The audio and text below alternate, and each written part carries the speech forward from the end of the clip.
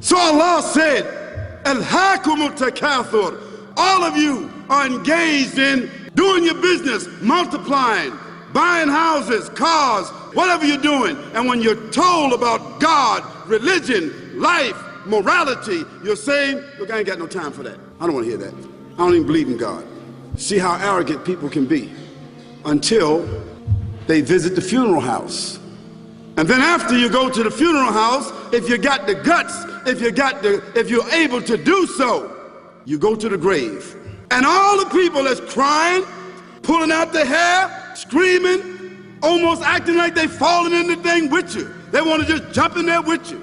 Not really though, you know, it's all an act. Because ain't nobody really gonna jump in there and stay in there. They don't love you that much. So if that woman who died had a husband, somebody else gonna marry him, you know that. And that man who died, you know that woman, in about 6 months or a year of grieving or whatever it is, she gonna come to understand that she needs somebody else to be with.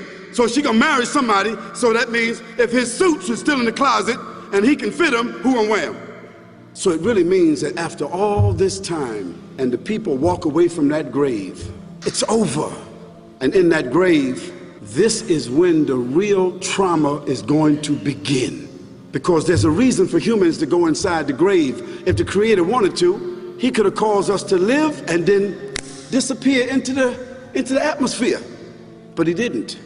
He caused us to go into another womb called the tomb. You started out in the womb of your mother and you wind up in the womb of the earth called the tomb. This is the whole trip. And this is what you have to think about. That grave is going to be a place of drama and trauma. A place where you're going to be questioned before you're resurrected.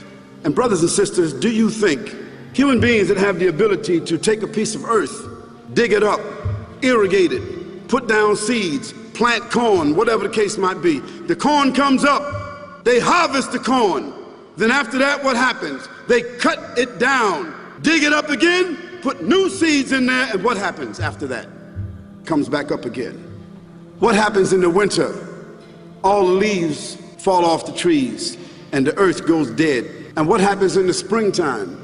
The water comes, generates the earth again, germinates all over again, new grass, new leaves, new flowers, new fruits. So Allah says, and a sign for them is the dead earth. After that, we give it life. And then you eat the fruits from that. So Allah says, the one who gave you life in the beginning, is He not able to give you life all over again in order to judge you? Yes, certainly. You may want to deny it because you don't want to be judged.